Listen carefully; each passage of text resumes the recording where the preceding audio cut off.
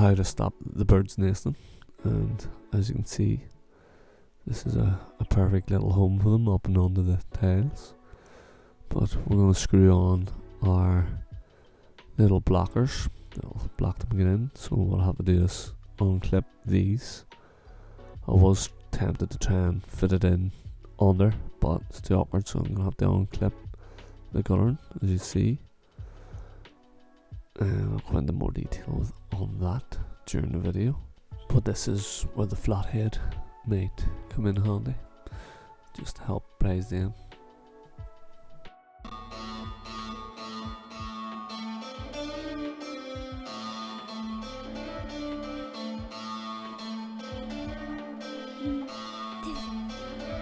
Scratchy Daddy smack plastering. So stopping birds nesting in your roof or in your loft, your attic, onto your roof tiles, and this is the best sort of thing I found you could buy.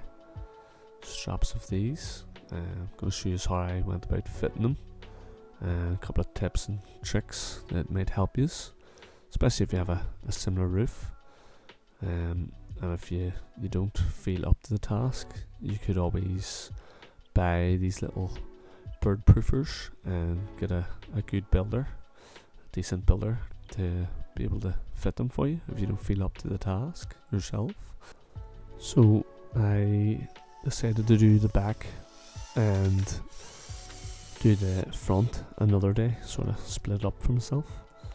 And obviously this is a bungalow, so I'm able to set up some trestles and ladders and stuff. It's pretty safe, and you can see just using the cordless to fit it here, so straight into the wood.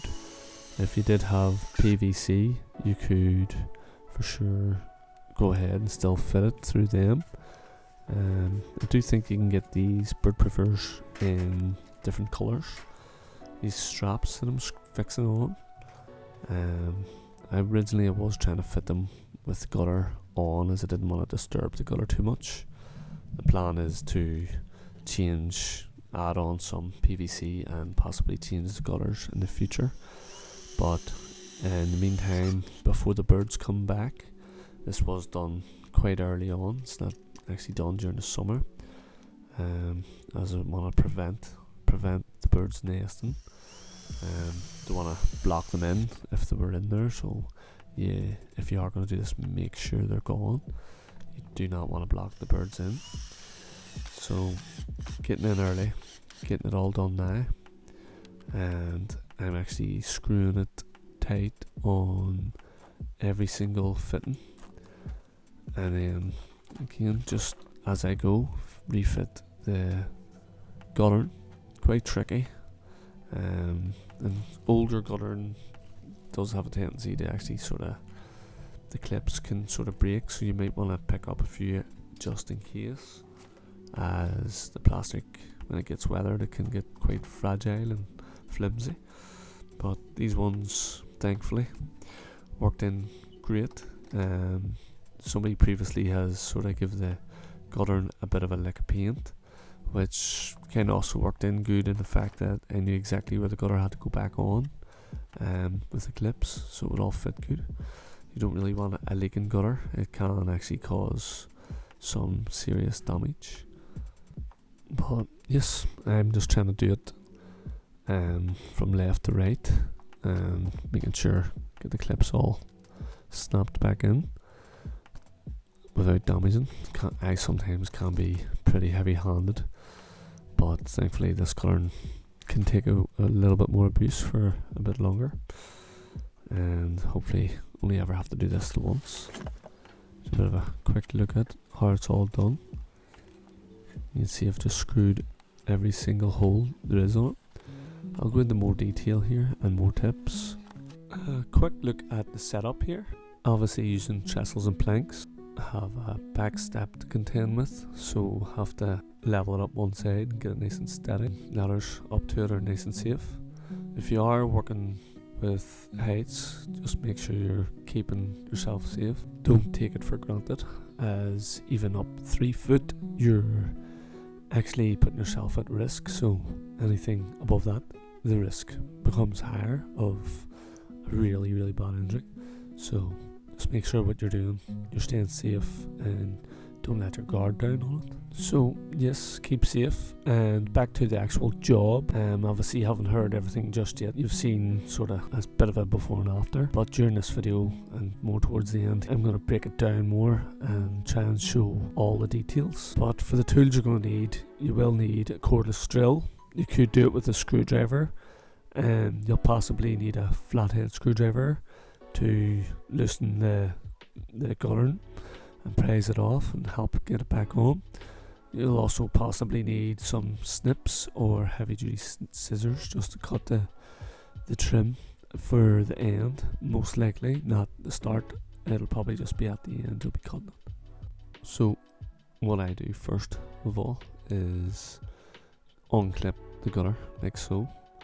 There is all different types of guttering. You'll have to figure out which type you have. Some may be fixed here differently, but a flathead screwdriver will definitely help you prise these.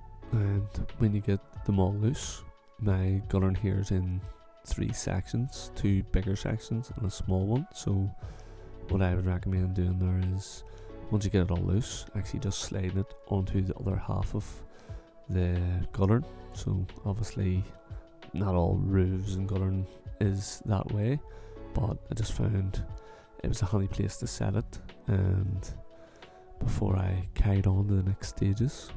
So these wee straps, basically they have all wee holes pre-drilled in them already. You can pre-drill them or possibly just go straight through them, but you do risk splitting them if you try to just screw right through them.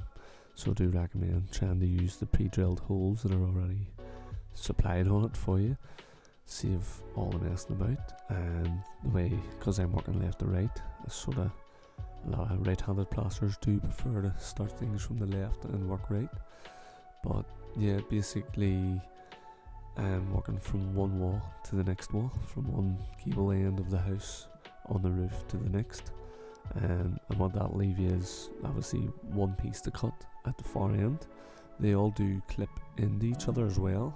They're not a brilliant fit, but they do clip into each other and you can carry on. You can also overlap them a wee bit if you wanted. You know, instead of cutting, you could maybe overlap the last one. And basically I'm just screwing every single hole from left to right. You don't want to be going in the middle and then working, you know, skipping one and then coming back to it, because it might sort of create like a little crinkle, a little bubble. So you want to kind of get into a routine, such as the way I'm going here. Just going left to right can be a bit fiddly. A second set of hands might be better. It's easy enough for me, I'm on a bungalow, but if you were up maybe 2 sets of ladders and somebody giving you a wee hand, so you're not really struggling to hold all your tools and do the job at the same time. But you can see once you get one pin in it, it's not too bad. You can work it that way then. And what I would recommend doing as well, I'll show some up close shots later on, but making sure the wee fringes of it are well pressed up into the roof tile. You could almost lift the roof tile slightly with them as you push up, and the way the roof tile will bring it back down. Probably doesn't make a great lot of sense until you're actually doing the job, but you don't want to be leaving any gaps where, you know, the birds will just thank you for. You want to make sure it's up nice and tight. So basically, like I said, the wee comb parts, push them well up, and the solid piece at the bottom, try and keep it nice and straight. It doesn't have to be a perfect thing, but the neater you keep it, the easier it will be to keep fitting and carrying on with it. And you can see you'll have a piece of this fitted in no time at all. And I'll jump on to the front here and get some up close shots of it as well. Before we actually go round to the front, I want to sort of show you, you can't actually make it out here, even with the guttering off. I have the side finished here. You can't really see it at all, so you know, it is disguised and it's doing the job. Actually still have a little bit more to do in the corner, but just wanted to show you that up close, that, you know, if you have black fascia, that it won't be very noticeable. So this is actually another day, because I'm sort of doing this after work, so I wanted to break it up, didn't want to be killing myself after work, and before I lost any light. I had a bit of decent weather here, but just as I was taking it off as I was going, I'd also recommend refitting the gutter when you're finished on that section. That'll just save you having to move back and forward multiple times, sort of fit it as you go. And actually now would be a good time if you wanted to clean all your gutters up as well. Just while you're up there, you could give it all a good clean. You can sort of see some of the soil and dirt dropping off the gutter there as I'm going, but actually at the end would recommend, even if you fitted it all, getting back up to the start and giving it all a wee hose down, collecting it on the downspout so that the dirt doesn't go into your drains and blocking them up. You know, just while you're at the job, you may as well do that. Again, you know, we are potentially putting PVC on this fascia board, so it would have been a better job to actually go ahead and fit all that first, and maybe the new guttering on top then. But thought it was more important to stop the wee birdies getting in before we had decided on a colour and style of the PVC to date. So sort of do the important thing first. Again, you can see the bit of a routine I'm in.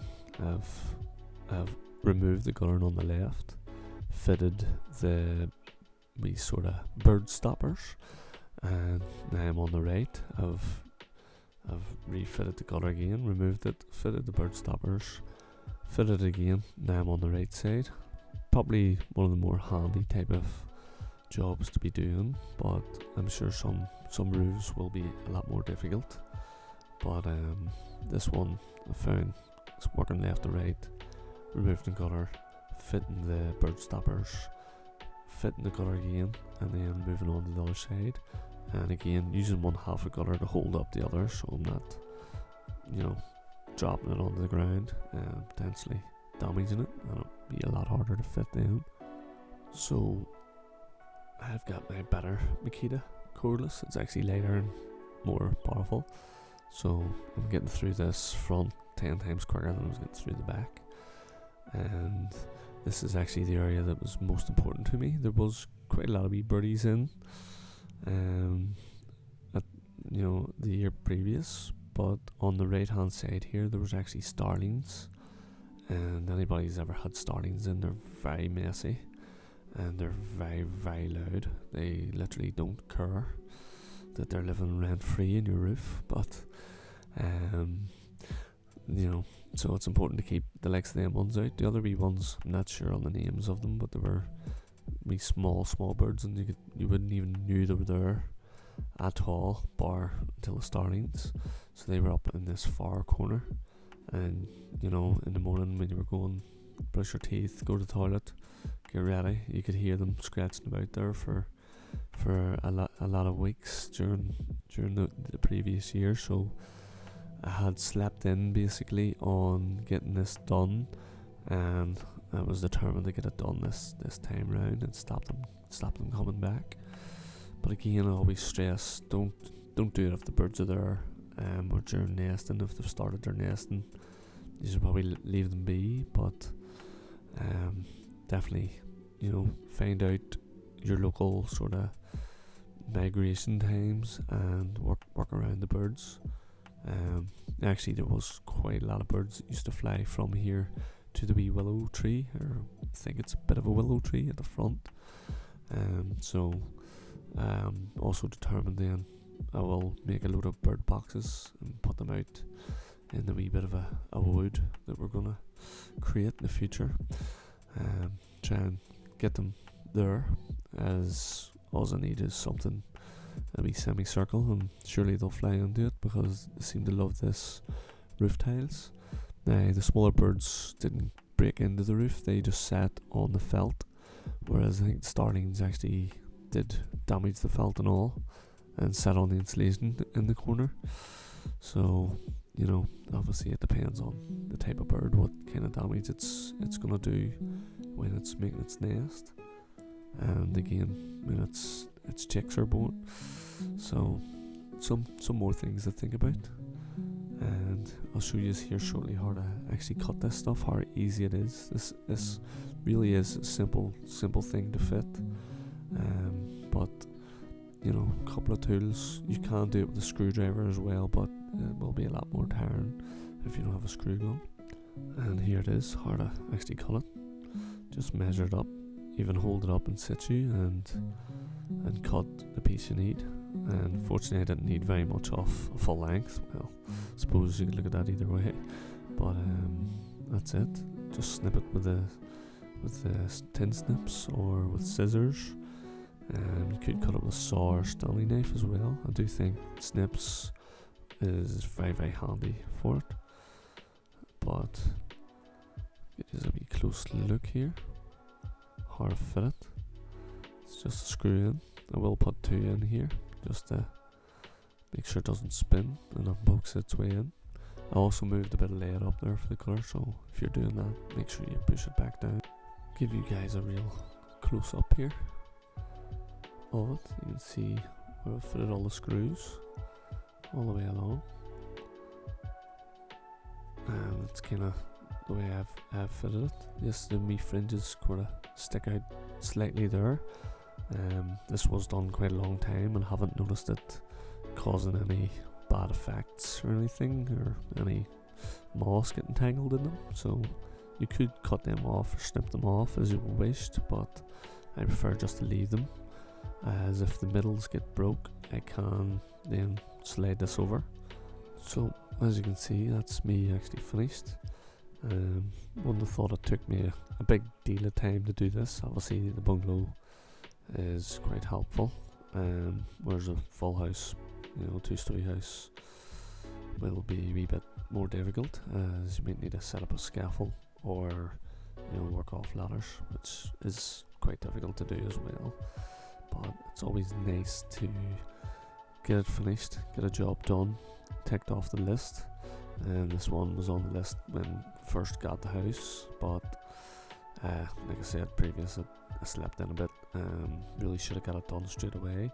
I actually did have them bought on Amazon, the wee bird stoppers. I had them, the wee grill, I had that bought on Amazon straight away, and just ended up that busy that I didn't get time to actually do a little bit of work in my own house. So again, was busy, but after the starlings made so much of a racket in the corner every time you were going to the toilet in the morning, it was quite annoying. So it was a must-do job. It was high up on the list. Again, hopefully get a lot more wee jobs around the house on uploaded. Hopefully some more helpful videos.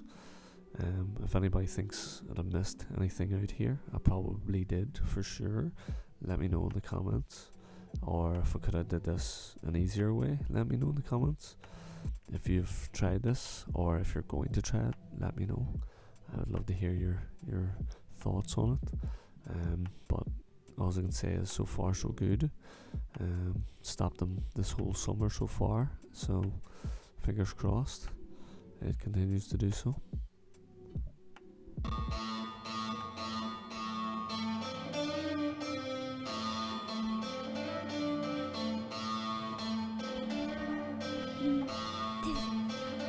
Subscribe to Daddy's Smack Plastering.